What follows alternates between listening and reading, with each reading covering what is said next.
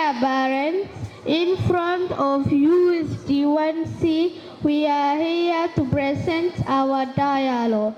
1, 2, 3, let's go. I'm so glad that we have closed the school.